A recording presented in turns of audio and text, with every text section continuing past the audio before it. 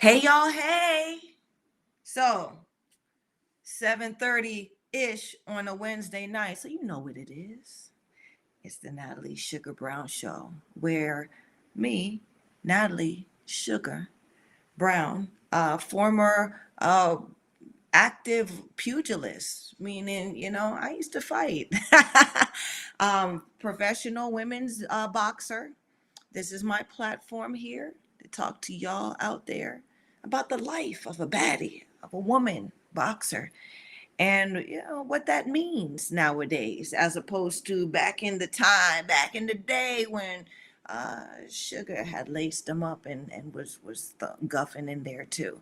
So, um, hey y'all, hey.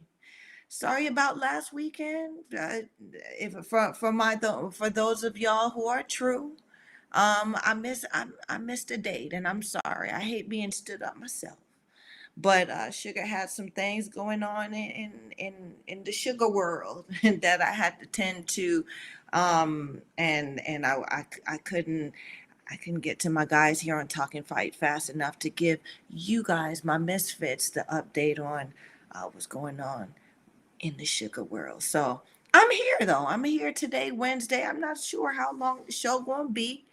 I know my babies out there, y'all misfits, y'all could be fickle. So when Sugar don't show up, it take y'all a while to come on back. But I'm here. I'm here. And those who are new, thanks for coming. Thanks for chiming in with me. And I hope I get to have a conversation with some of y'all. Don't be shy. Um, Tonight about what I'm going to talk about tonight, right? Uh, and chime in, you know, chime in. Ain't nobody scared. I'm not afraid. Ask me questions because the women's boxing is a world, it's a field that is quite new. Even though we've been true, it's quite new to the uh, average fight goer or fight fan. You guys know these young broads that are behaving badly now, right? But we've been behaving badly for a very long time, and so there's shenanigans and there's bull jive and there's just there's a lot of garnish, unnecessary garnish that Sugar brings to light here on the Sugar Show, and I do it with love. A lot of people out here are real sensitive about the truth. And the thing about it is, Sugar don't sugarcoat nothing because it wasn't sugar coated for me. I just made it sweet, right? So I don't sugar, my loyalty is always to the truth, right? So for my fellow ladies who have behaved badly and who are behaving badly, trust when I see the real. I'm going I'm going to praise you guys for being real out here. But when I see that fake, that foul, that paper, that bull jive, the okey doke, I'm gonna have to blow the whistle on that garbage, right? Because at the end of the day, I want the fans now to know what's going on, and so when you guys out here know what's going on, the people, and how hard we work, and what it takes to get into the spotlight, and to be a woman doing this boxing thing, pro boxing thing, uh, then we can get a little value into our industry, which has been stifled for years, right? Women's boxing, we've been doing it for years, and some of us made out good, and some of us, we just kind of scraped on by. But at the end of the day, we like to fight, and we behave badly. And I believe that there's value behind that. And there's a special kind of value on the market that we should be compensated for. Okay? So let's talk tonight. So tonight's episode is Who Feels It Knows It. And the reason why I am chatting about this is because I had a conversation with a near and dear relative, relative who shined the light on the fact that a lot of people don't understand what it feels like actually being in a fight. And so when you guys out here expect or see certain things, it's like, oh, he could have did this, or she could have did that, or I would have did this, not knowing what the hell it feel like under those lights, under the pressure, under the noise, with everything going on. Would you make all of these wonderful right decisions?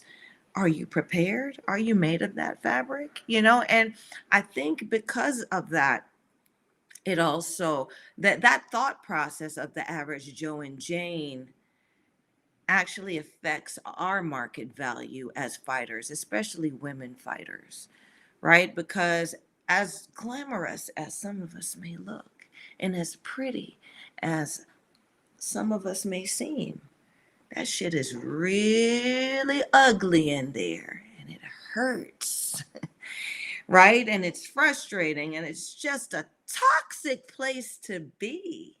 And now, once you're in it, you have to find a way to control it in such a way that you become victorious. Okay? Now, there's no rules in having a conversation with sugar. Okay?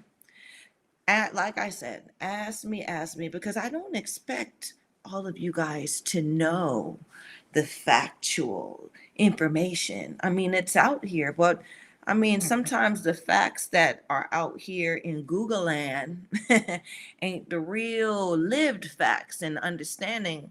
And I'm here to add some perspective to uh that those pockets of content that you all may find.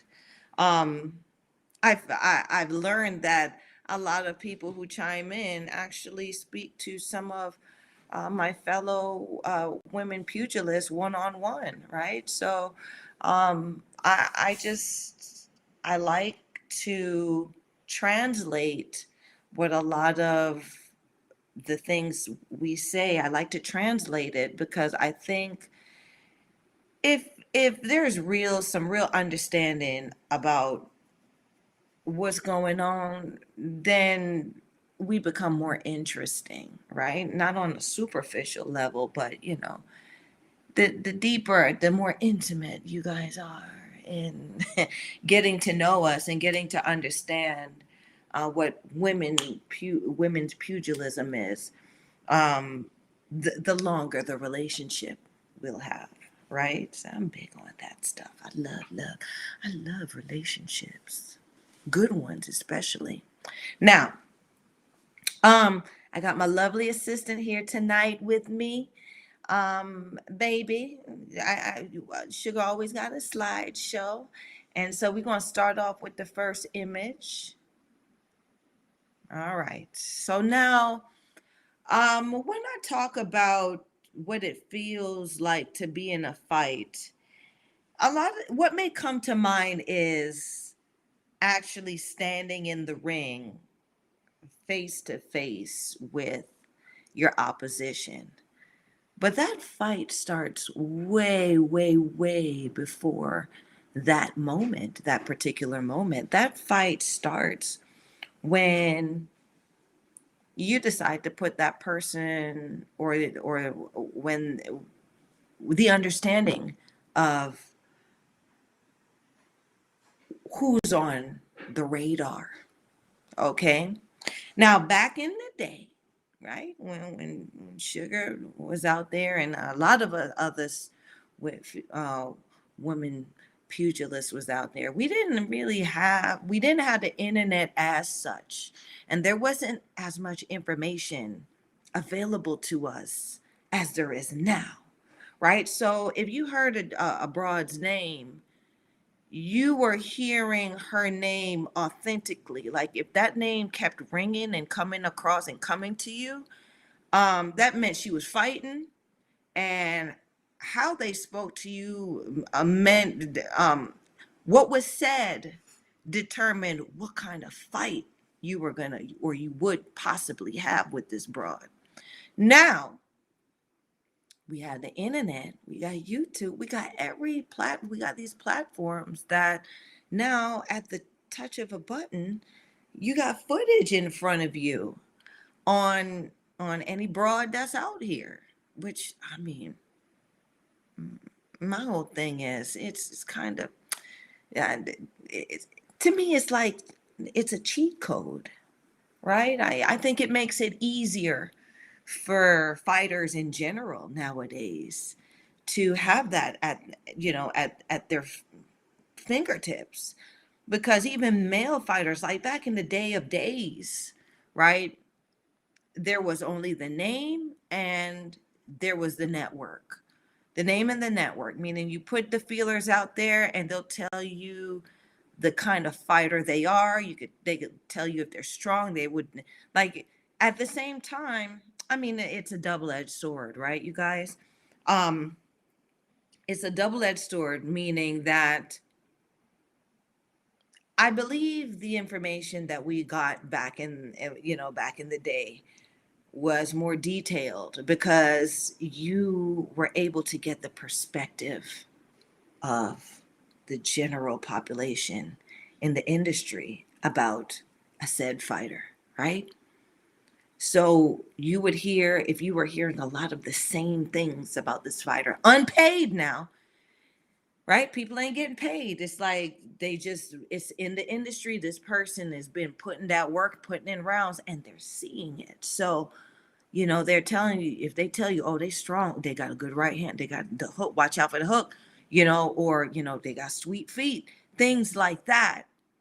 It gave you a really good um perspective of how profound the skill set and performance was of this fighter in that time, right? Because these are people who were boxing people. Okay, they knew the craft and they were around and they were seeing everyone. So if certain things stuck out, it really meant that okay, this person, they're pretty good. This skill or this thing that they do, they're pretty good at it, right? Because it's just it becomes a recurring theme, right? So um I'm not sure what the consensus out there was about Sugar, but um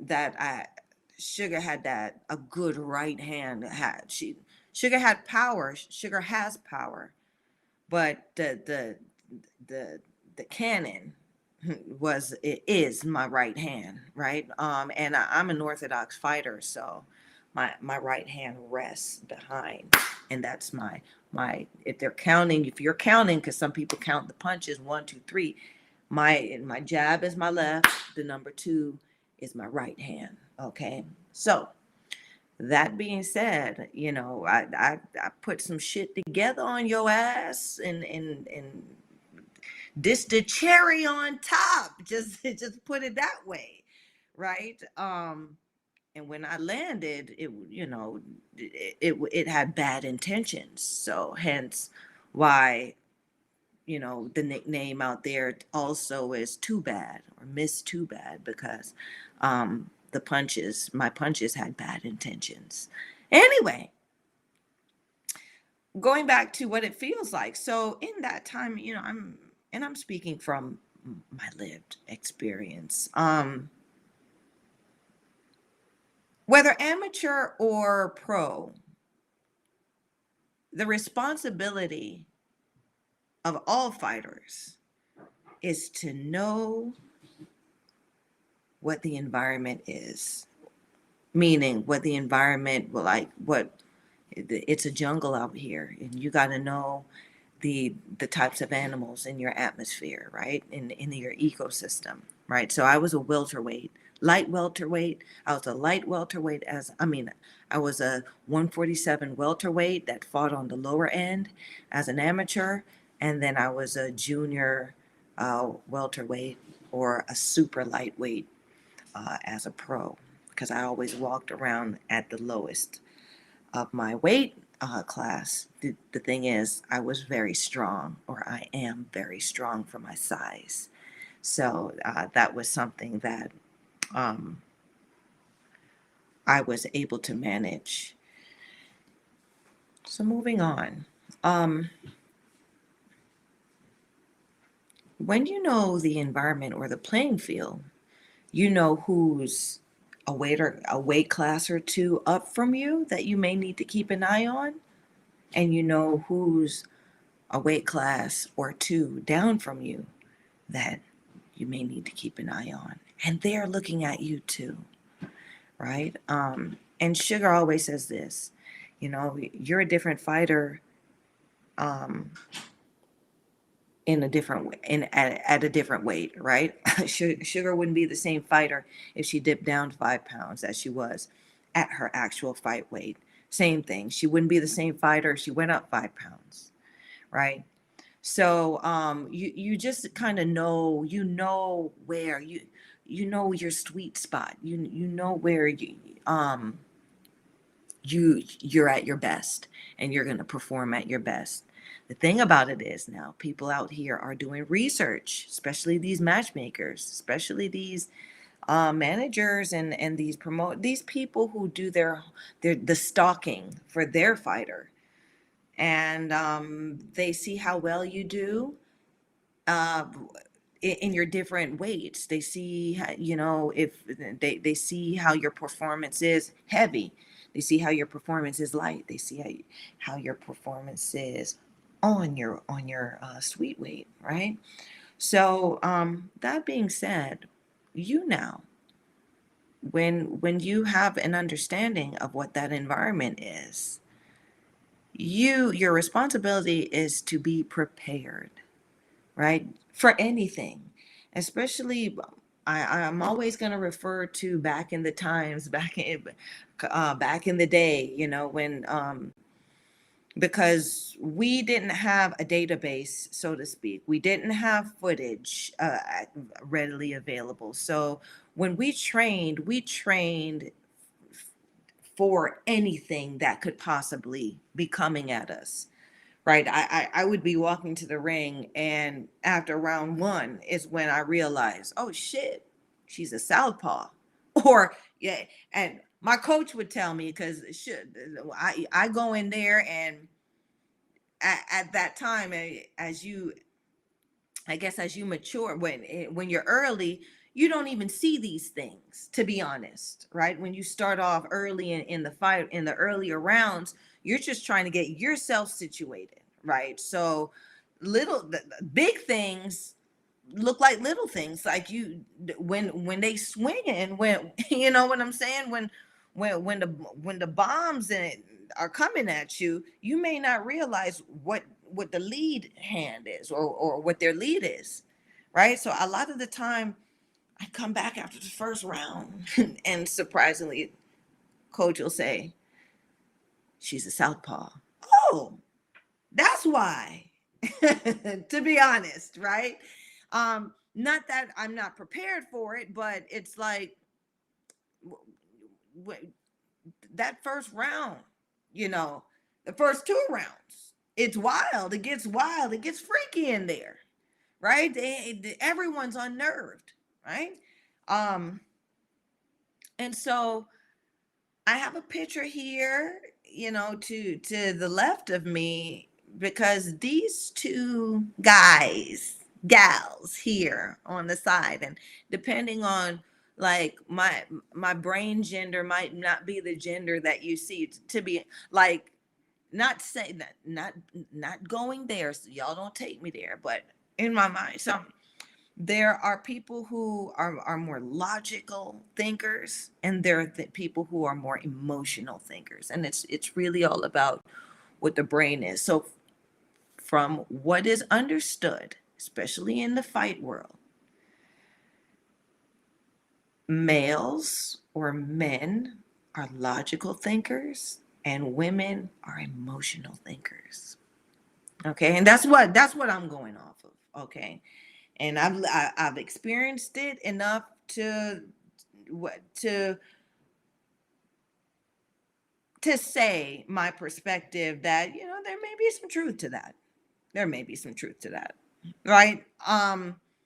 So that brain, my brain, I had to change my brain as I evolved and as I grew up, from a young lady, from a teenager into a woman, into this sport, from thinking emotionally and controlling that emotional response, and becoming a more logical thinker with everything that's going on. So we got the brain, and then we got the heart, right? And that's the same thing. But that heart is a different thing, right? The heart is the engine that the brain presses. So your heart responds to these emotions, and responds to these chemicals that your brain releases, right? So these two here, they got to be in order. They got to work together, right? And so that's where I'm coming from. I mean, I'm not telling you, oh, what it feels like to be in a fight. Like, I'm trying to tell. This is a teaching moment, y'all. I'm here to teach y'all something. Okay. So once we understand that, and mostly the person that needs to understand that is your coach or your trainer, because as Sugar, Sugar, this ain't Sugar's first show or rodeo. Like, I've been trying to teach y'all this whole time, right? When we go into the temperaments of a fighter, right? Your coach, your trainer, your people, your corner, they have learned you. They understand your temperament. They know and they accept your strong points and your weak points. Okay? And it's their job now to, kind of herd everything together, or to put everything together where you are able to perform at your best, and also you're able to perform at your worst. Okay? Now, as I've said, brain sends out the hormones. The hormones are the emotions, right? We feel the chemicals that our brain releases, right? And our reaction may be to the hormone, meaning it hurts, I'm gonna cry, or that's emotional, or logical. That hurts. Why does it hurt? Where did it come from? What can I do to stop it? You guys get it? Y'all get it? Well, if you don't, talk a little bit more. Now, lovely assistant, bring on the next image.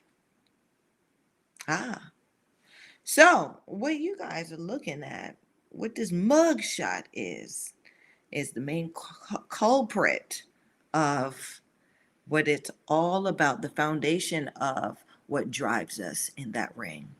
Um, the government name, or the fancy name, is epinephrine, aka adrenaline.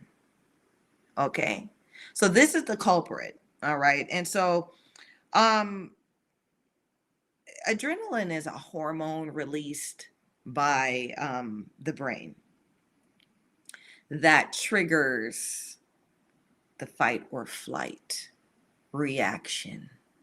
Okay. And that reaction is an emotional reaction, right? Um, And so we're going to get deep into it. So adrenaline is released mainly through the activation of nerves connected to the adrenal glands. So like this is biology going on, okay? And so when the fight starts, this is released. I said the fight starts so much earlier than um, that moment when you're actually standing in the ring in front of your opposition. For me, the fight started when either I saw the roster of who was in my weight division or when I saw that contract come in. That was my first burst of adrenaline because now, okay, that's a challenge, right? Let's see, somebody chimed in already. Michael Orr, hi, sugar. Hey, Michael. Hey, Mike. Hey, Mike. Hey. Um, Thanks for chiming in. Thanks for coming to see me this Wednesday. This conversation tonight is who feels it knows it, meaning like what is the actual feeling of fight of a fight. And I know Mike, you've been in a couple, right? Because sometimes you wind my switch. Sometimes you wound me up the way where we could guff at it too, right? But I wouldn't be guffing at. We wouldn't really be fighting fair because I'd probably try to take advantage of you. Yeah, I said it, y'all, out here in cyberspace. Um, but Mike knows how I think for him. Anyway, Mike, we're looking at the culprit, the main culprit in the start of a fight, which is epinephrine, aka adrenaline. Okay, now um, it activates the fight or flight response. That response may be logical or emotional. Okay, so the brain and heart works together in that response. Um, Now there's a reaction, regardless of what the mind is doing. There's a physical um, impulse, or there's a physical thing that happens inside of our bodies when this adrenaline is released, right? So and it happens like that, right? It's not a slow thing. It's like boom, right? Within minutes of the happening of the thing, right? So, like I said, within minutes, when I look at that roster and I see who done signed up, right, to fight, I take that every last one of those names as a challenge. Why? Because as a fighter, I believe that that's mine. That title's mine. I'm gonna be the last one. I'm gonna be a champion, right? So they all signed up to fight me. Excuse me, y'all. So, that's my thought process. So the adrenaline gives me like a rush. And at first, when I first started, and even with the contract too, when that contract comes and you read it and it got your name and it got that other broad's name and where y'all gonna meet, what time, what day, what weight, right? That's a rush. That's a challenge. If anything, that's a challenge. Because now we got a contracted date. That means you got to show up, right? And what I signed my name on that dotted line. I signed my life on that dotted line. And so will she, right? So from that day forward, we're doing everything we can to be ready. Okay, so that's when it starts, right? And so, in the duration of that time between the challenge and actually getting into the ring, is the fight. And a lot of people starts to fight. And a lot of people in getting to the ring, a lot of people can't manage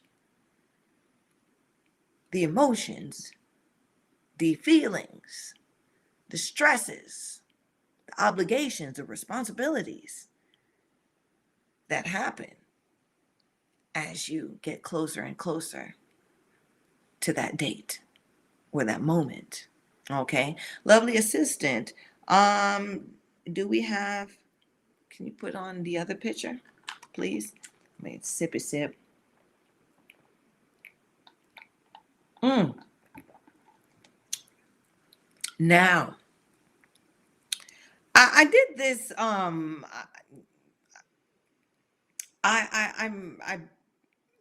wanted this diagram, because it really outlines. I have an opportunity to like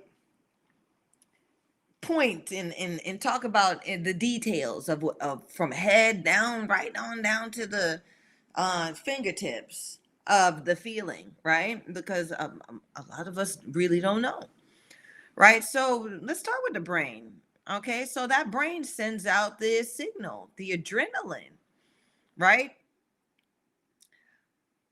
Right on down to the eyes. So the eyes, we all of a sudden have tunnel vision.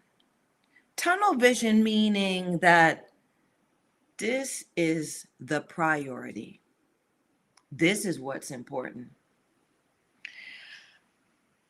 There's nothing else that's happening outside and around that's most importantly more than this, right? And you got to be committed to that tunnel vision. Trust me. I've had deaths. I've had divorce. I've had injury. I've had all of these things. But my vision has to be tunnel. I can't deviate. I got to keep my eye on the prize. And so that's what happens with fighters, right? That's a big reason why fighters go away to camp, right? That's important. Fighters, to me, fighters don't go away to camp like they used to, right? There's no camps. From what I'm seeing out here now, there are no camps. And camps were important. I got a lot of my experiences and knowledge and um my name, kind of grew in because after a while, the camps that you go to, you start becoming a name where if you're a good fighter, if you're disciplined, if you show a certain caliber of performance and just demeanor, the type of fighter you are, you get invited to different camps, right? And you can be invited to the camp just to add a bit of, you're running every day with everybody, you're training every day with everybody. So that fighter has that motivation. You add to the motivation of the energy of that one main fighter that the camp is about to get ready, right? Or your work, right? So you get invited because you're a good fighter out here, and it's an opportunity for you to get in rounds with this fighter who's getting ready to perform at one of the highest, at a high level. So it's like going to university, you know, and you would you like I said, people would know you from the camps that you've been at. And if these type of people know you and your name is on that caliber, then your street value and your brand now becomes, no, you get a little change on your name, right? So um that's why that's important. Now, when you're away at camp, things happen at home, things happen in your life, but camp is supposed to take you away from all of that, okay?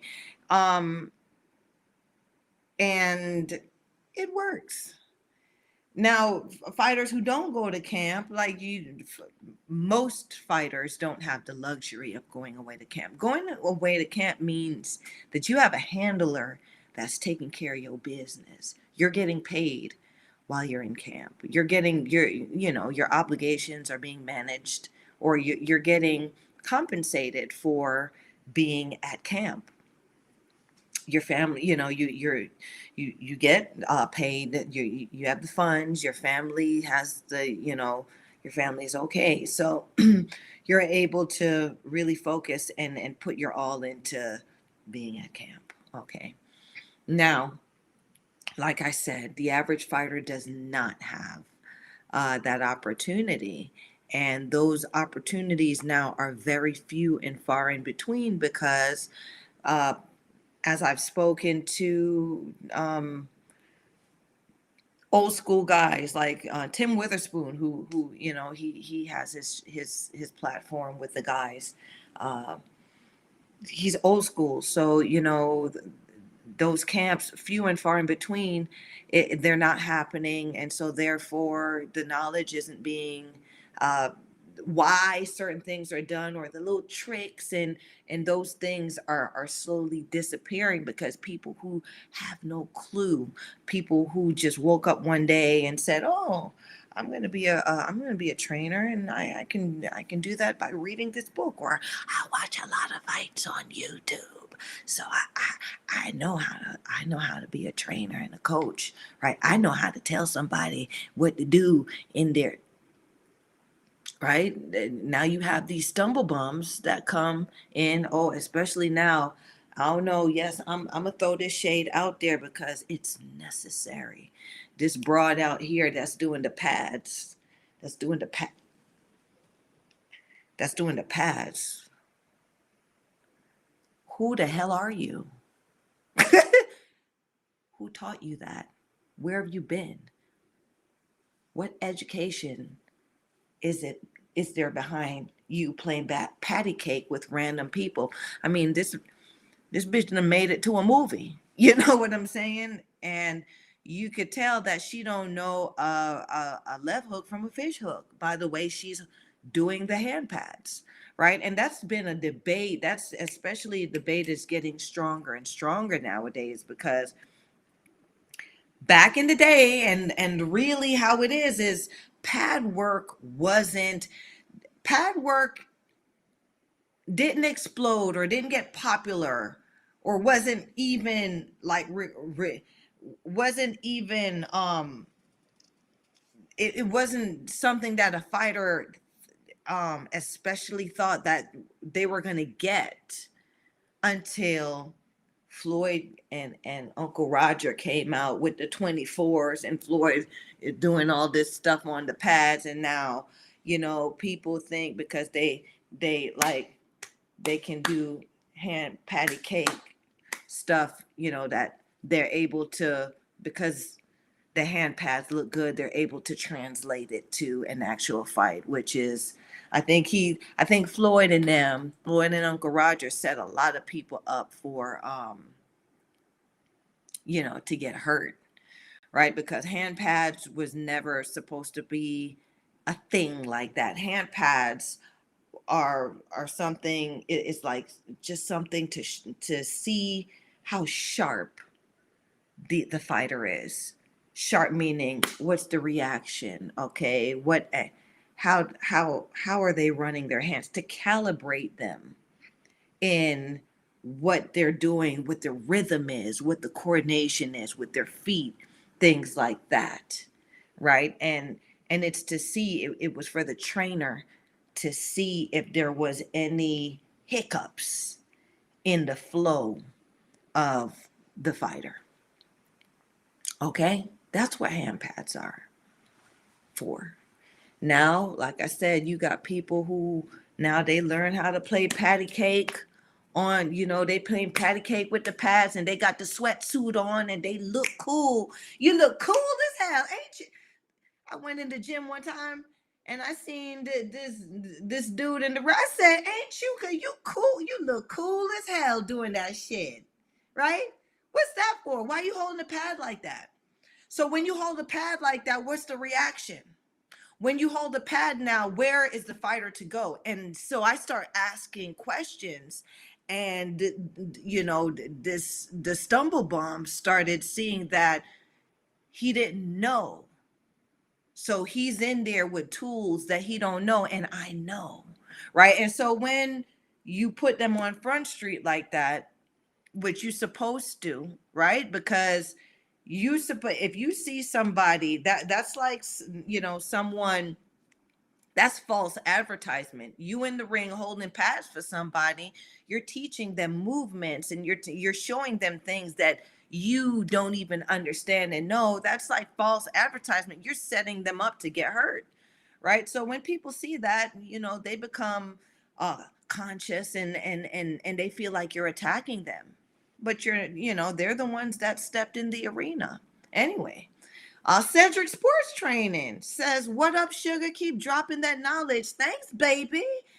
Cedric Sports Training. So that's Seti, over there, up there up north in the Great North Canada. He's a great general, and those who are new, I call a lot. I call the good trainers, good coaches, generals, right? Because you training somebody for that. I mean, that's legit war, right? So Cedric is he's a general up there in the up north. He's been in the game. He's been mentored by some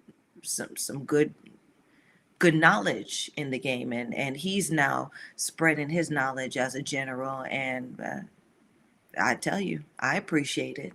So thanks for chiming in, and it's, for me, it's an honor for people like Cedric to check in and say, "What up, sugar?" Because it it lets me know that you know I know what I'm talking about, even though I know what I'm talking about. But when you in the cipher, or when you spitting you spitting your little flow, and one of the generals out there was like, "Shorty spitting, she got bars."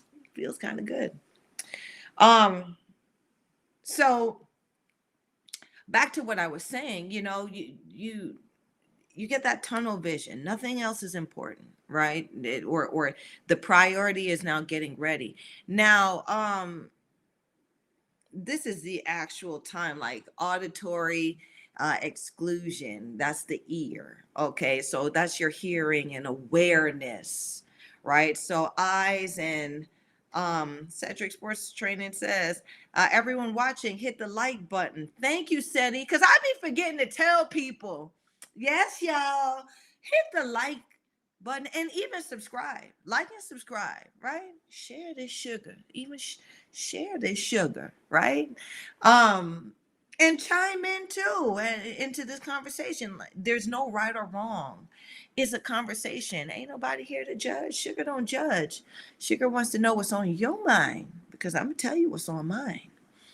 Um, so the ear and auditory like, this is a real. So imagine, like I said, the fight starts for me when I see the roster, or when that contract comes in. And every little moment, there's moments from then on that triggers that those spikes of adrenaline, right? But I'm on. I'm locked in.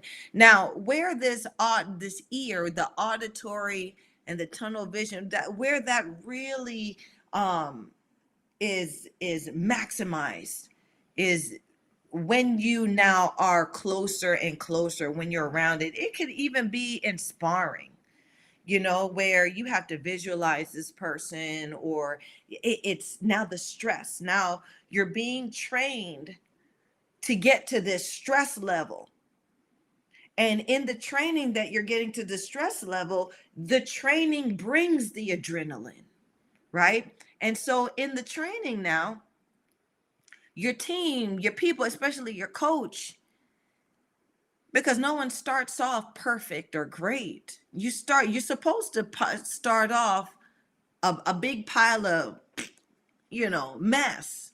And what you do is you grow into a polished and professional performance after, right? It's you're polished and you're professional in the end of at the end of the training camp and the training period, right? So um you're hearing things, you're hearing things that you may not that you may not have been in tune to previously, so especially in a fight, right?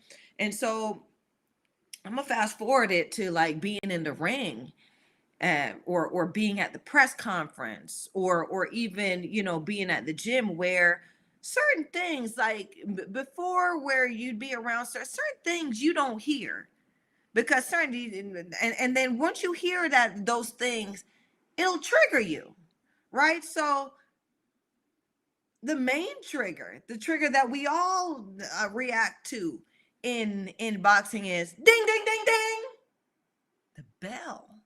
Okay, that bell is the trigger. Like, you can hear that bell, right?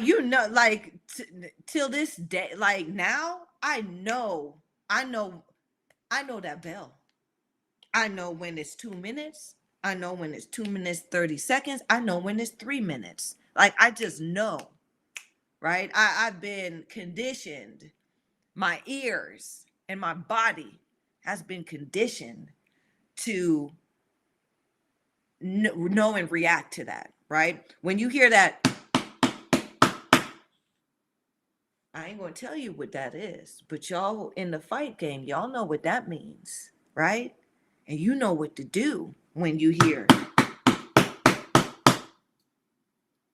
okay? Now,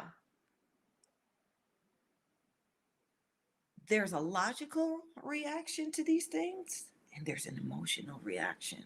And it depends on where you are in your brain and your heart, okay?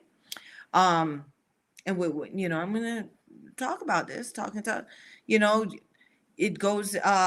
So your ear, you'll hear certain things, you'll hear certain voices, like the auditorium, or the venue is like people are screaming, and shit is going on. But for me, the only voice I hear is my coach and my mama.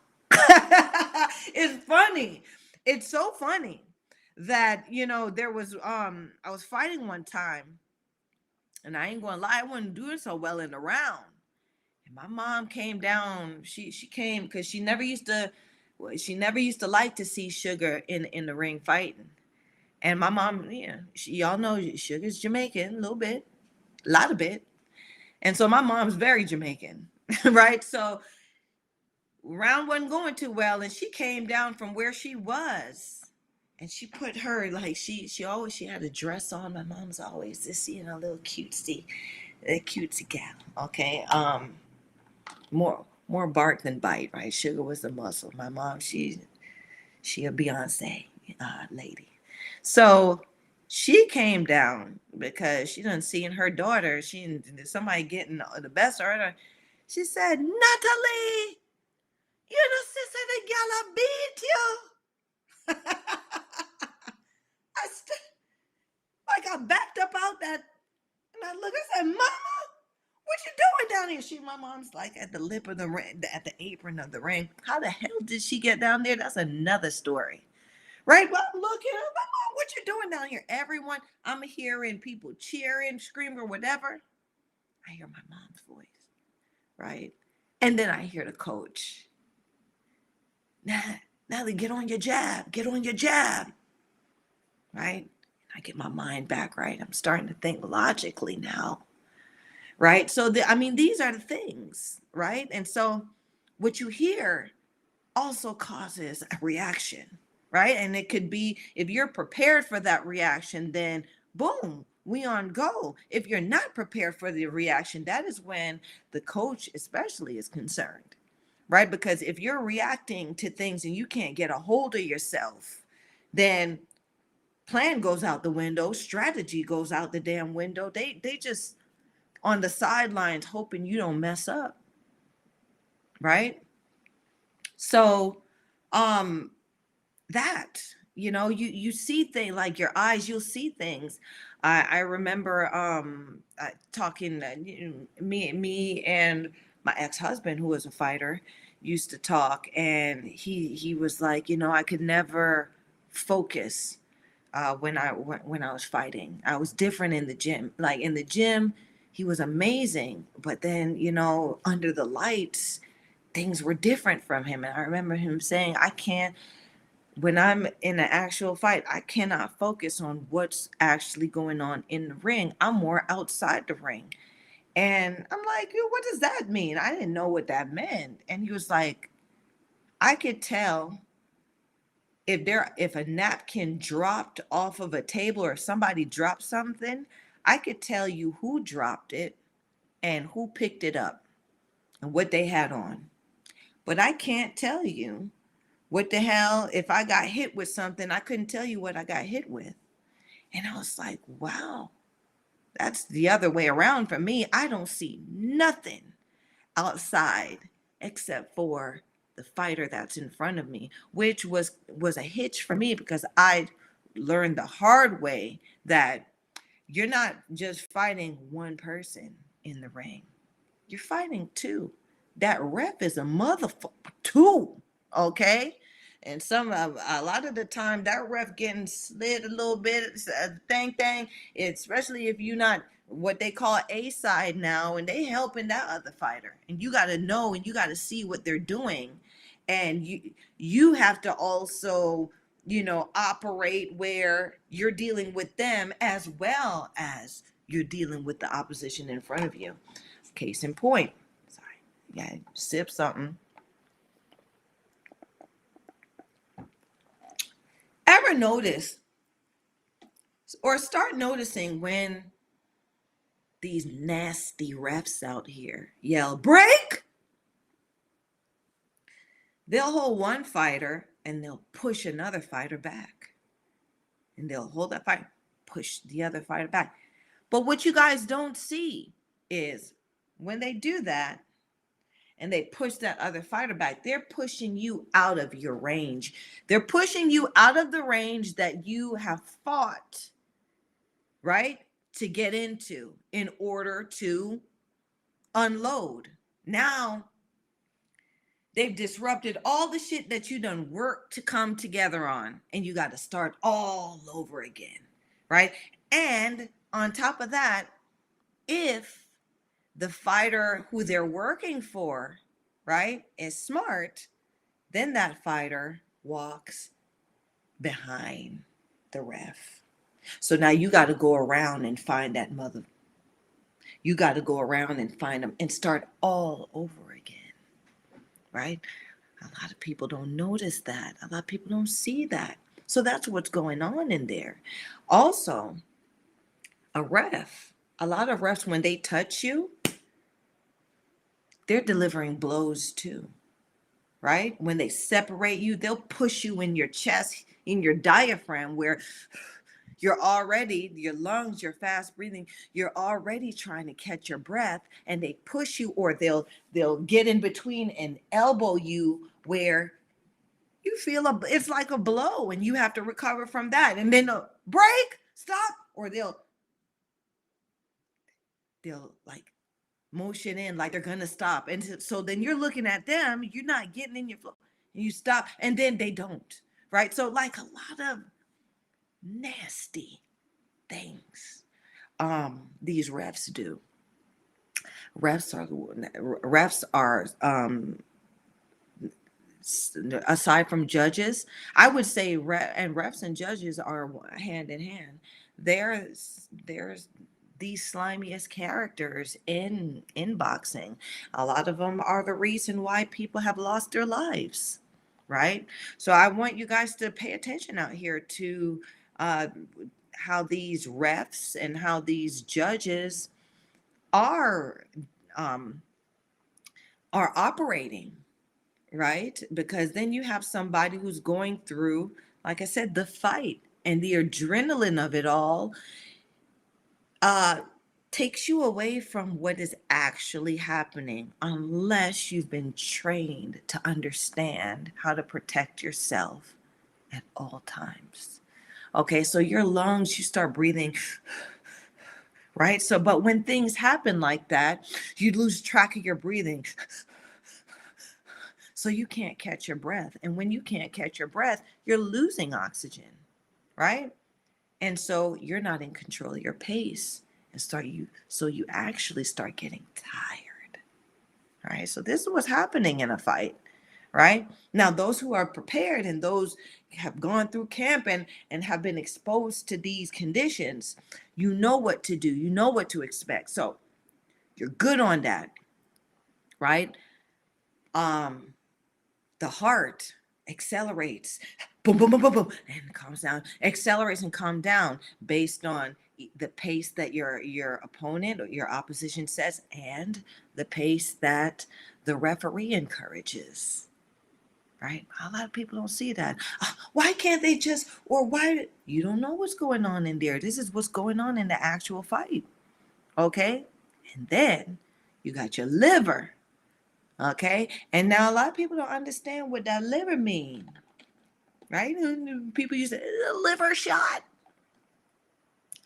Right? Because your opponent is also attacking these areas. I'm attacking your brain. Right? I'm trying to shake your skull, and so your brain slams against your skull, so you can't think right. I'm trying to damage your eyes, so you can't see straight. Maybe one eye will swell, and now you only have vision. Your vision is compromised, right? I'm throwing shots to burst your eardrum or to damage your ear and your equilibrium. You know, I'm, right? I'm describing what we are. We are human butchers. Okay. Um, your lungs. Okay. And I'm going to press your lungs, and then I'm going to damage areas that deliver that oxygen from your lungs to your body. So I'm going to punch you all in your neck. When I hold, right, I'm going to squeeze on you, right? I'm going to try to put my arm around your neck and squeeze it. So, right, I'm doing it all, but people don't see that. That's a part of the performance. Who done chimed in? Tony's reviews. Hey, Tony, I haven't seen you in a while, Tony. Where you been at? Thanks for checking in. Thanks for chiming in. Tony's review says, keep up the good work. Can't stay, but giving you support. Thanks, baby. And thanks for checking in. Uh, come back and watch this and let me know what you think. Okay, Tony, good to see you. Um, yeah, so then I'm compromising your breathing. I'm punching you in your chest. These are the things. This is what's happening. Who feels it knows it. So you're going through all of that. Boom, boom. At times, and it's not happening in any particular order. And then you got somebody that's stopping your pace, and then you got interactions that are happening that you have an emotional reaction to, right? And you're trying to put everything in order logically. That's what's happening in this fight. Okay. um so with that liver, right? Now people, that liver shot, yes, I used to love that liver shot. Right behind the elbow, behind that behind that rib. Oh, I love that liver shot. It'll fold a mofo real quick. Yeah. Especially a lot of broads. A lot of broads don't throw those shots, right? Because they're not taught. They don't understand. But Sugar been taught by some generals out here. So, I mean, I touched that liver, right? And that alone folds you. But the liver converts glycogen to glucose. So if that liver is being punched up and damaged, it's going to more so swell than do what it needs to do or do its job. right? Because glycogen is energy. Glycogen going to your muscles is the thing that makes your muscles strong. Makes your muscles able to contract and give consistent power and strength. Now, if that's compromised, you start feeling weak. Right. So this is what's happening in a fight. So if you're doing this to somebody, now you wait. You touch and you wait. And then you start seeing ain't much on their punches anymore. Right? So then I could walk through some of this stuff. Oh, that used to hurt, not no more. Right? Um, the muscles get tense because there's no glycogen being delivered. So where they probably were swinging before, they're not, because now the reaction that's happening is they're feeling their power, they're feeling weak, their heart's beating, right? They can't catch their breath. Okay, they're getting hit. You may have damaged their vision, their eyes, right? They may be confused from getting hit in the head, right? Their ear, you may have damaged their equilibrium. They probably can't stand straight, or they probably can't. They're feeling the damage as this is going in the fight, right? Even before you get in the ring, these things start. I remember my heart used to just start racing out of nowhere at times when I used to think about the fight coming up, right? The fight, boom, boom, boom, boom, boom, boom, right? So my heart would race, and after a while, it just became that feeling just became normal. So then I started thinking, like, okay, logically, why is my heart starting to race? Oh, my heart's starting to race because I'm thinking about this specific thing, right? And so when that happens, now it's not that it's going to stop. When that happens, now my logic kicks in and I'm okay with it. So I know how to react to that happening, right? When I'm breathing fast, well, I'm not breathing fast anymore because now I've been trained, right? That's what that's what good training is. That's what knowledgeable coaches do. Prepare you for when these things happen. So when these things happen, I can ground myself, right? I'm aware of that, right? When my equilibrium's off, right? I'm aware, oh shit. Okay. Let me ride the rope. Let me go to the place in the ring that I know I can bear up. I can fight out the corner. I could fight off the ropes, right? If your equilibrium's off, the worst place for you to be is standing in the center of that ring. Okay. Um, your eyes, same thing, right? I may fight. I may fight closer to one rope because I know nothing's coming from this section. Nothing's coming from this general area. So I'm still within a zone that I can work with. I can still be dangerous, right? The worst thing now for you to be, or the worst place for you to be, especially if you have any damage to your eyes, is where people can have space 360 around you, right? So you got to cut off that area even for the ref, right? So, when people talk about, oh, he's in the corner, don't go to the corner. The corner's home, right? Depending on what you're going through in the fight, you got to know what's going on. You got to know how to work this thing. Um, One of my generals told me, that ring, that ring looks simple. Four sides, four corners, and then the ropes. Looks simple, but that's one of the most complicated houses that you can walk into, right?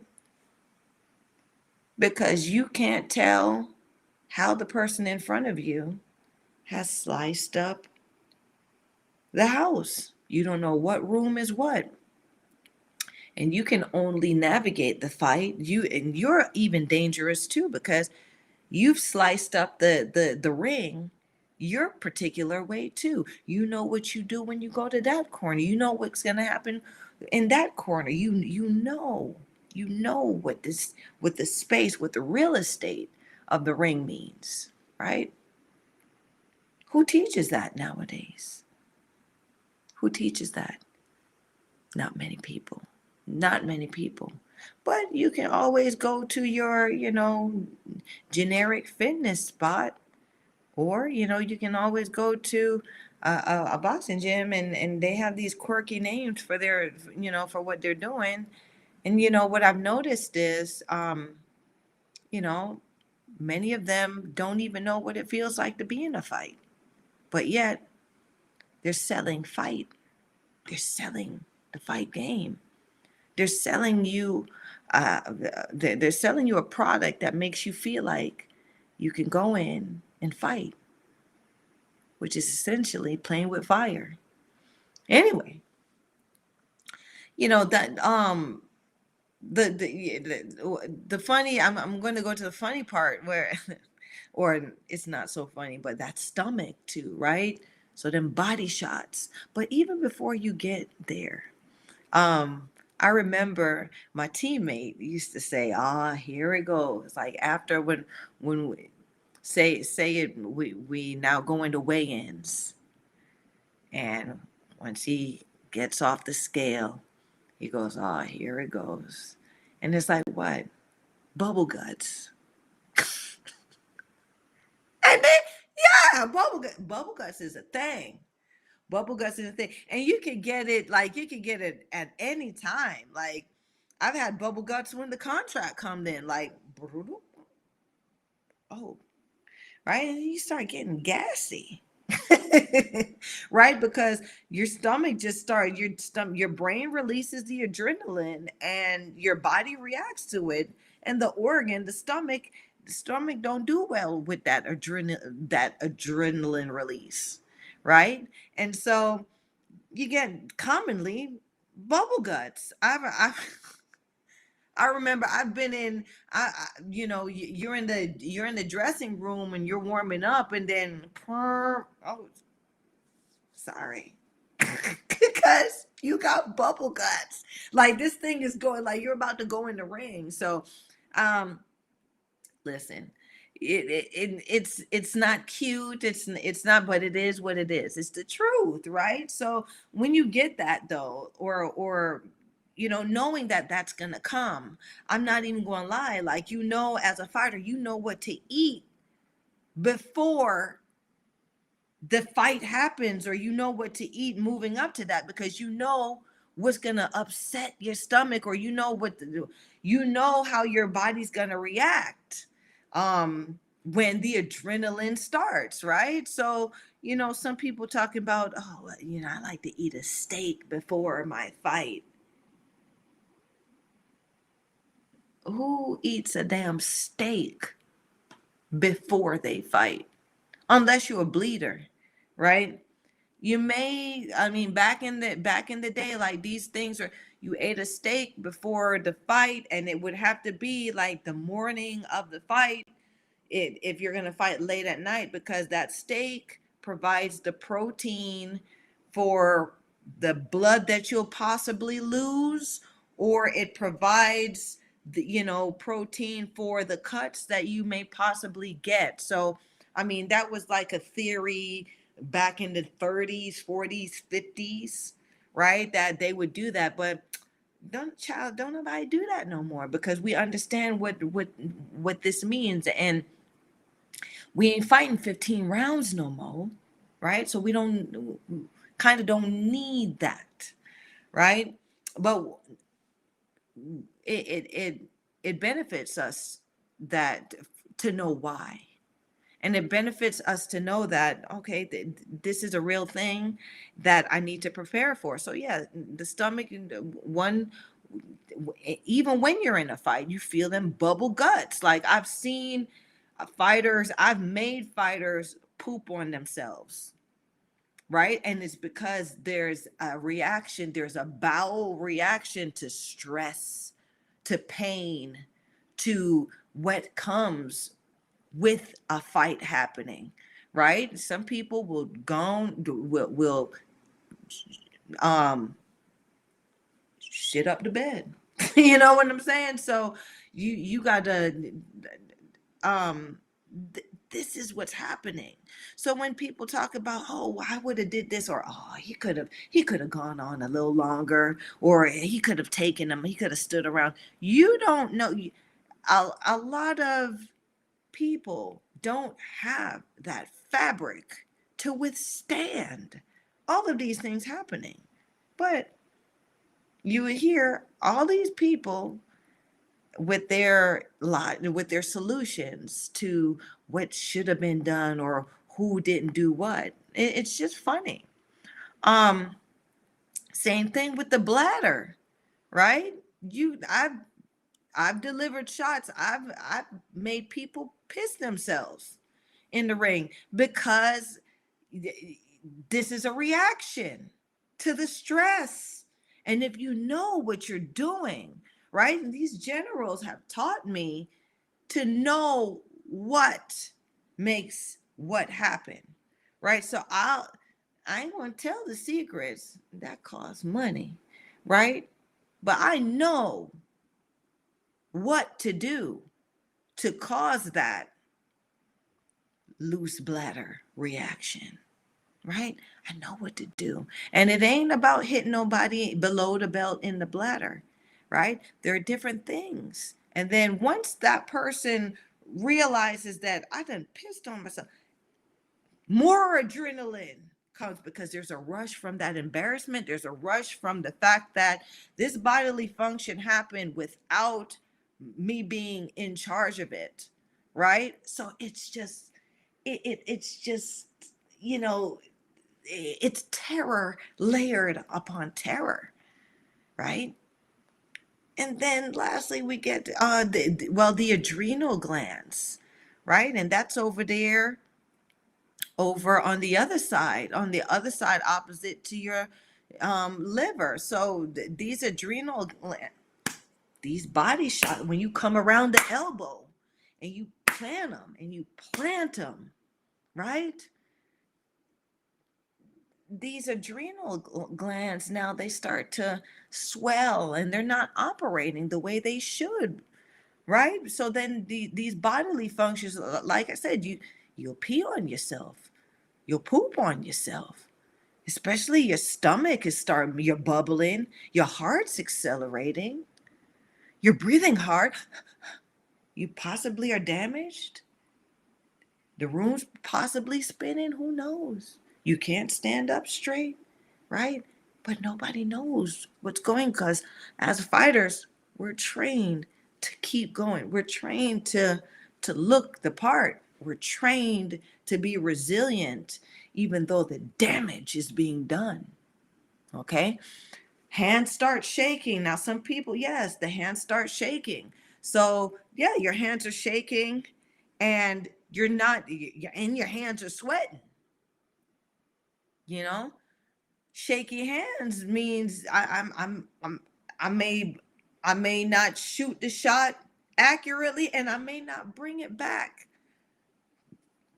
accurately. So I shoot the shot and bring it back low. I'm open to get clipped, right? So all of these things are happening, but if you're trained and if you're trained well, right? With all of this stuff happening, you're still able to operate.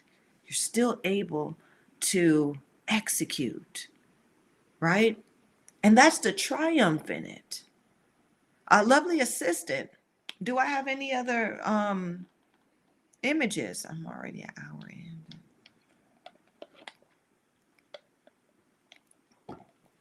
So, list of symptoms, okay? List the symptoms that distinguish an adrenaline rush. Okay, so um, you have high and very swift rate of heartbeats. Like I said, your heart start beating fast, right? Some people, that's a panic. That's in it. So the emotional reaction to that is panic, right? But there's some people where, once your heart, now I'm ready, I'm locked in. My heart's beating fast. And they always say it's the people that are the calmest when when the shit is hype is the most dangerous. And I'm explaining to you why. Because they're not reacting emotionally like anyone else. They're calm, they're cool, and deadly. So, yes, you need to be careful for those who are calm, right? When stuff is getting wild, because yeah, they're locked in. Okay. Then there's the sweating, like I said, them underarms start, and you get it ain't the sweat like, oh, I'm cool sweat. It's the stank sweat. I'm telling y'all, like it's that sweat that releases the body odor, and you're like, oh shoot, I've had it. I'll share it. I'll tell you, right? I've been there. I've been through it. Where that hard sweat that come in, you're like, okay, that's what, but you feel it come under your arm, and you're like, oh shoot. Okay, that's that nervous sweat. People sweat from their hands. You could probably see the little glistening across. Oh, yeah, your body is we all have different reactions, but is your body going to release that sweat? Okay. Sensory perceptions of smell and taste and touch are elevated, which is true. Especially what I've experienced is the smell. I can smell blood. I can smell sweat. Um, uh, Touch is elevated, meaning like when there are times, like some, I've had many generals, many coaches, and some of them used to do this thing where you pinch the back of your neck like this, like, and they did it one time. I like, all right, I'll tell you a secret. Don't judge me, right? But I mean, I grew up in the South. I grew up around some things, right? So, I mean, you see the dog fighting, you see the cock fighting, you see a lot of stuff, right? And one time, I saw the one of the people who owned the animal that was fighting do that. I was like, my coach does that to me, right? It's a sensory thing that makes you aware, makes you now on edge for what's going on. Go fig, right? um don't judge me. I never bet on none of them things. It's just I grew up. I can't help the way I grew up. Okay, it is what it is. I don't advocate for that stuff, but I appreciate it. um Sensitivity to painful feelings is reduced. So a lot of people would be like, a lot of people say this garbage. I can't. Boxers like getting punched in the face. Bitch, I don't like getting punched in the face. I don't feel it. Now, after, if it has happened enough, like I'll feel a little soreness, whatever. But at the time, I'm not feeling none of it. Right. And if I feel it, that means ain't no drill. I'm not locked in. Right. Because even when sugar got dropped, I didn't feel it. I didn't feel it. I just knew that I was I was like, shit, I'm on the ground. Right. I got clipped.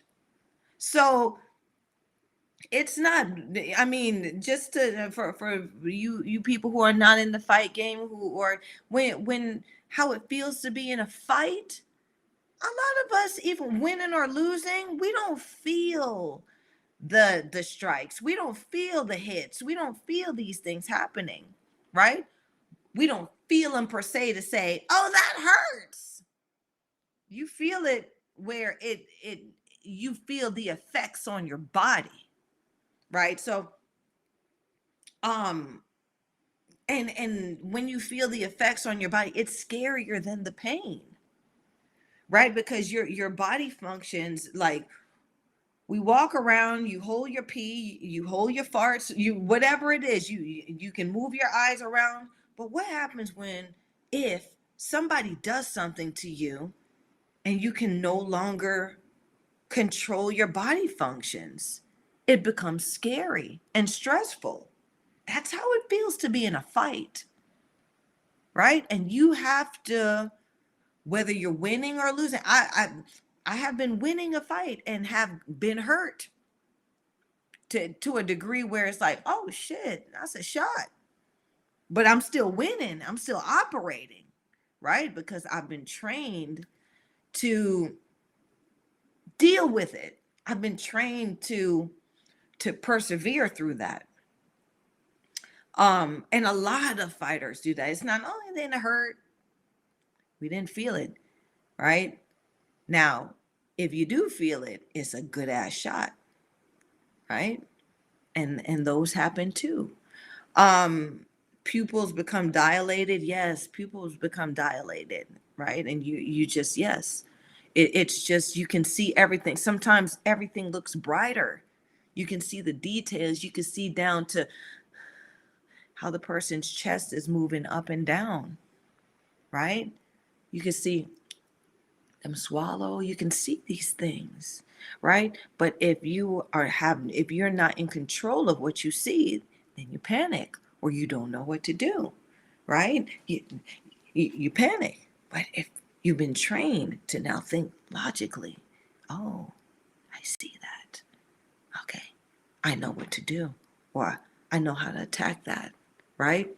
So this is what's going on. I'm giving you two perspectives. One of someone who is going off of emotion, and one who is going off of logic. This is how it feels. This is the perspective and how it feels to be in a fight in both um, in both situations, right? I've had situations where I'm it's an everything is more emotion than logic. And I can say I've always lost. And then when I'm in a situation where I'm thinking logically and I can I can manage the emotions, I win, right? So this is what I'm explaining. This is what I'm explaining. Pain is one thing or whatever, but there's a psychological value and a pain value to this.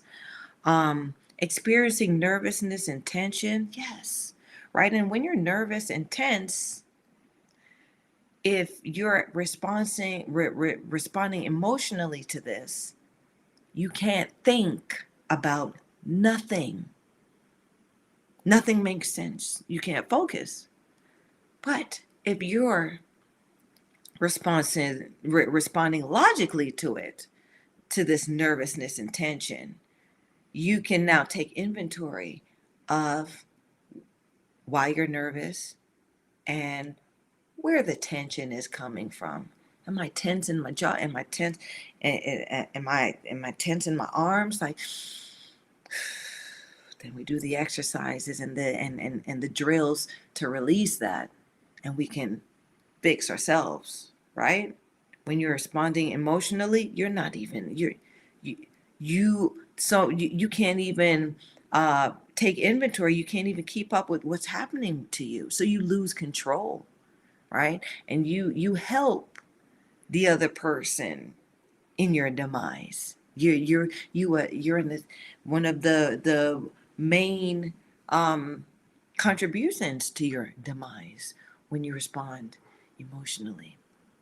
You know, a lot of people want get mad, get into it. No, right? Get mad, get it, do all of that, but there's a logical way to fight and be in a fight, and there's an emotional way to be in a fight. And I've been both. And I've had the experience. Um, Possessing more physical power and strength. Yes. Right? Because now you have the body's releasing that glycogen, right? And if the body's releasing the glycogen and you have more physical power and strength, if you're thinking logically, you'll know how to distribute it and you'll know how to keep a pace that'll keep you going. But when you're responding emotional, meaning you have no control, you're swinging, you don't even know, you're swinging as hard as you can, you don't know, and next thing you know, what happens? You're tired. And that's where they want you. They want you good and tired. Because when the heart ain't getting enough oxygen, everything slows down. And you can't get your brain straight. If there's not oxygen going to the brain, don't have much power, right? And the power is the power to decide and make the best choices you can to be victorious. Um, And then lastly, right here it says fast-paced breathing. And what a lot of people don't understand is the breathing is one of the most is not, if not the most important thing, one of the most important things, right? Because oxygen is the staff of life. You got to get it in you, right? If you can't breathe, if you don't have control of that, you can't think, right? And when you can't think, then you cannot operate. And that's a scary feeling. And that is how it feels. Like that's just the feeling that someone has. We're not talking about now punches, you're catching punches are landing, or you have to move out of the way of attacks, or you see the ref cheat and the person's headbutting you and the sees it and doesn't say anything and you're getting mad or it hurt, you're responding emotionally. These things are happening in the ring to make you lose control, to take that logic away from you. And you still have to persevere and fight. No one truly understands the way that feels, and no one has articulated that that's the feeling that's going on in there. Okay? And you know that you're on a time limit. Sometimes it's like I have to win this round. That's even more stress, right? You get hit, boom, I got to get it back. Right? Your heart starts to beat fast. You go to a pace that you probably didn't train for, right? You lose control. Lovely assistant. Next image. I'm gonna cover my. So I think this is a cute image here, right? Because a lot of us fighters, a lot of people who are spunky, have that spunk about them, they think from their hearts, meaning you react from your heart will start beating fast and you start going, right? And anybody who, love is from the heart. That's why we do crazy things when we love and in love, right? Or when we're being loved. Oh, making love, right? You do some things that you generally would not do in the day, in the daylight, and for just about everybody, among just about anybody, right? So you're thinking with your heart. That heart is the second brain. My grandmother used to say, you got three brains, okay? Think with the right one. We may go, I may give you some clues on what the third brain is, but I think y'all know. So, but that main brain, we take it for granted. We don't really use it the way we should.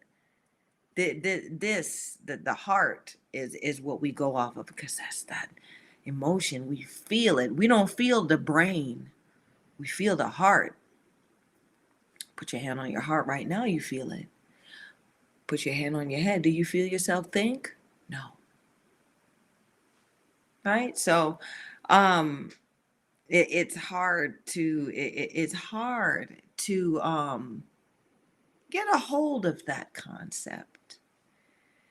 And so a lot of us will bite off more than we can chew when it comes to being in a fight, right? Because logically, you may have to operate a certain type of way, but your heart makes you feel like shit. Um, I can do whatever. I can do this. I can pick a fight. I can. The adrenaline is pumping. I I I'm equipped. I'm equipped for this smoke. You know what I'm saying? Where the fire at? Right here, cause or I got the smoke. Right? The brain be like, we ain't run. We ain't doing no sit-ups, push-ups. We ain't ready for this. And that thought process too is before that bell rings for the actual fight, if you know that you've put everything that you could possibly do into preparing for that fight, your brain says, yeah, we ready. So while your heart's beating, your brain and your heart is on the same line. We're ready. But on the second, on the flip of it, your brain will be like, well, we skipped a day in running. We didn't really train all the days. What? I had to sweat down to make this weight. Like the brain starts at that moment before the bell rings for that first round. You'll know, right? Because you start thinking about what you didn't do and wondering if how this is gonna go, right? But when you know what you did, when brain and heart work together, you're like, whatever it is that this round was, however this shit start, I'm ready, right? That's so that's these are the feelings. This is who feels it knows it. So I'm telling you the feeling of it, right? Because I know it. Lovely assistant. Next image, please. Right. So I just think these images are so cute, right? Because that oh, okay. Um Looking at just the image here, just going into preparing your heart, that a lot of people don't understand this. It's not just about getting your heart ready. It's a mental thing, and it's a physical thing. um the physical thing is you have to your heart has to be strong enough to press, right? So if somebody turns it up on you, you could turn it up too, and you can be on that level. You're strong enough to do it back to back to back. You're strong enough now to physically handle somebody while you're pressing them, while you're throwing punches, right? So that's endurance, right? Cardio now is I'm able to aerobically move. I'm able to be everywhere. I'm able, so those things you have to have endurance, and you have to have uh cardio, fitness, aerobic fitness, right? To be in a fight. If any of those two things are missing, then that it determines the type of fight or the type of way you can perform. Okay, so these are the inventory that you have to take when you're in a fight. Like I might be able to, I might be able to, uh, I might be able to get in close, or I might be able to move them, but I might not be able to do it for too long because my heart is not as strong, right? or I may be able to move around a little bit, but I know I'm gonna get tired. You thinking that, and it when you're thinking logically, but when you're thinking emotionally, when you're just thinking with your heart, you don't know what's happening, right? So then you have the little heart, in the yoga pose, knowing how to still your heart, right? Knowing how to breathe and regulate that feeling so your heart doesn't get out of hand, right? It doesn't start beating and out of control. You have the heart that's just kind of jogging and and just the heart.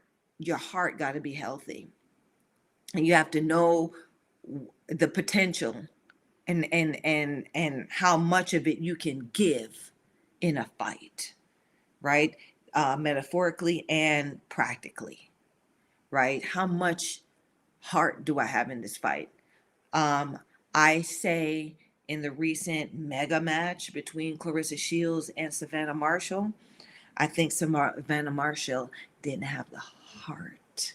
I think Clarissa Shields' heart was more conditioned, was the stronger one in the fight. And I think that was the difference in the turnout, in what made Savannah Marshall, uh, not be the victor in that fight, because she had everything else, right? She had the size, she had the power. She was in good shape, and Shields wasn't hurting her. So what was it? What stopped you? What stopped you from taking it? You had a heart, baby. So in this fight coming up with her and Franchon Cruz, which is very, very interesting, I'd like to see how how she's made the adjustments in going into her next endeavor now. Lovely assistant, next image. All right, so now we got the brain. So, yeah, like I said, I like these little cute pictures because in the whole training and getting yourself ready and being in a fight type situation, these are all this brain that I'm trying, but you see all of that, all of these ways and how your brain, how this brain is, that could be one round right there. Your brain goes to places that you have to understand where it's going in a fight. Your brain is just not on one level, right? You got to be you got to step up. You got to calm yourself. You got to go back to strategy. You got to be brain. I mean, you got to be an intellect in making decisions. Should I step? Should I pivot? Should I sidestep? Like you've got to. It's why? Because the fight is not progressing. No one knows how a fight is actually going to go step for step, strike for strike, right? So your brain is doing all of this while the fight's happening. Okay, but when you are now fighting off of emotion, when you're feeling the emotion, there's only a couple of these things that may stand out, right? And you can see the one with the question mark, right? That one comes in big. The one on the bottom where the brain is like that, that's a bit frustration because you're trying to figure stuff out. You may have one of these where you land a good shot, right? And I think those three are going over and over and over again in a fight where you're just emotional, right? Because you're just kind of trying to figure things out. You have some success, and say you have frustration, and you're going along. You're trans transcending from those three states, right? Where logic opens the door to many more dispositions that you can use in the fight. Okay, who feels it knows it. Lovely assistant, I want to wrap up soon. I know y'all got some stuff going on. All right, I ain't never been rushed because y'all know Sugar be having long shows, but okay. Lovely assistant, At the end of it all, right? The brain, you see that book there? The brain must understand that there's a strategy, okay? And there's a method to the madness that happens in that ring and in a fight, okay? And like I said, who feels it knows it, okay? And if you, regardless of if you've had the highest echelon of experience, I'm a pedigree amateur to where I fight in the street, I'm from the gutter, right? There's a method to the madness. And being in a fight doesn't, being coming from the amateur fight, I mean, having amateur fights or having street, that doesn't determine um, how you feel being in a fight. What determines how it feels being in a fight is you understanding who you are and being real with yourself, right? And a lot of people who talk about fighters and think they know this game, and I say it with quotation, have no clue about who they are. They don't know themselves, right? Because they ain't never been in a situation where somebody's tearing their ass up. They haven't experienced the feeling of not being in control and having to persevere through that. And so that's why I wanted to make a show about what it feels, the true feeling of fighting. Because boxing, lovely assistant, is there any other images? Is there any other images? Okay. Um, your brain and your heart have to be in tune, right? Um, in this, and that's why I ended it, my slideshow with this, right? I'm just going to leave y'all with this. Your brain and your heart are the things that work together, and that's what you feel in a fight. Okay. Y'all can get rid of the slideshow, make it big, because I'm gonna wrap it up now, you guys. Um, the feeling of fighting. Like, I mean, one of the most recent fights is a male fight where Tank stopped Ryan. Well, what's his name? Um, Javante stopped. What's the little boy name? Garcia. Yeah, y'all know it's a big fight, and they said the boy gave up. Before that bell rang at the weigh-in, I knew he was going to lose because I saw his heart and I saw how he reacted to a lot of the things, and I saw how the the boy Tank was acting too, right? Because the fight happens every day. The fight happens every day when you wake up, and you're truthful to yourself or you'll lie to yourself. But you got to know what's going on here and here. Okay? That's a true feeling. And we fight in so many different things. We fight for love. We fight from our jobs.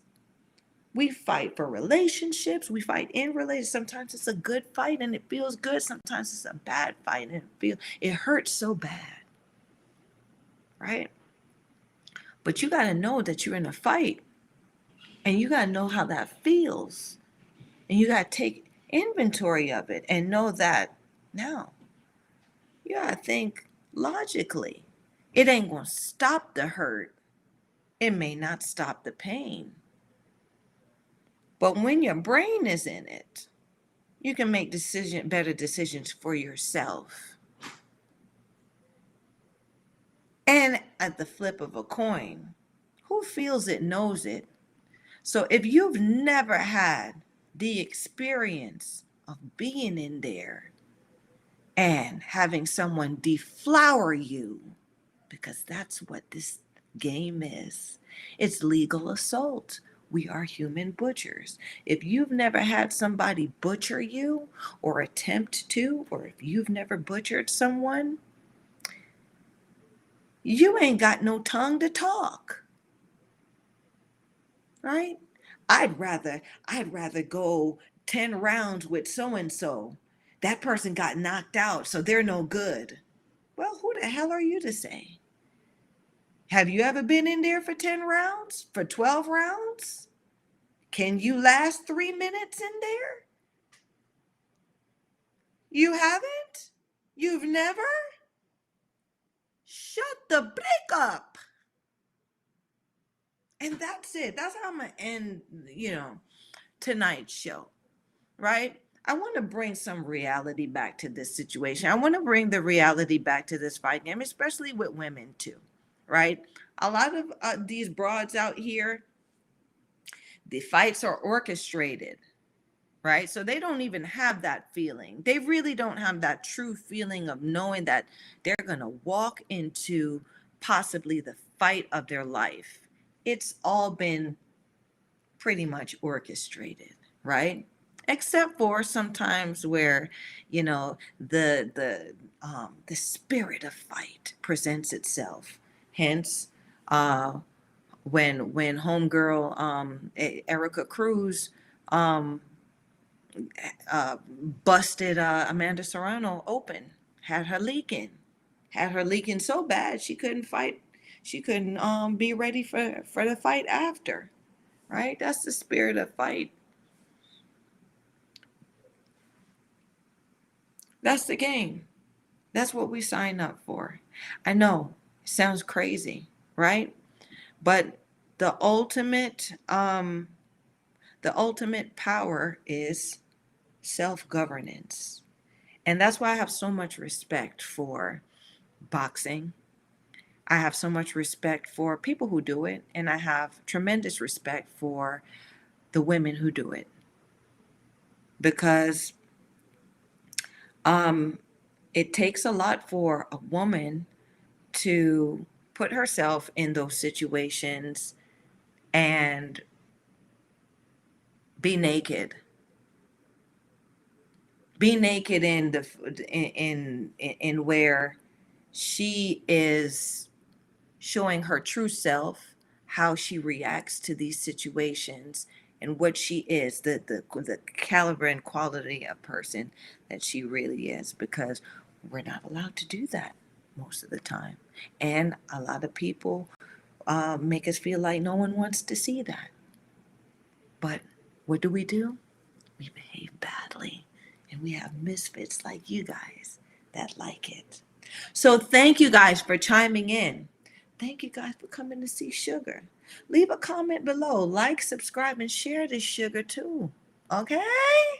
All right. And let me know how you feel, if you've ever been in a fight, and what you think about that feeling of fight, because who feels it knows it. Until next Wednesday at 7:30, y'all know Sugarface will be in the place, okay? D Garcia comes in. Haven't seen you for a few weeks. Good to see you back. Well, thank you, baby. D Garcia. I'm glad that you've been seeing me. You're new. You ain't never chimed in. Thank you. I'm back, baby. I'm back. Listen, Sugar World. I'm.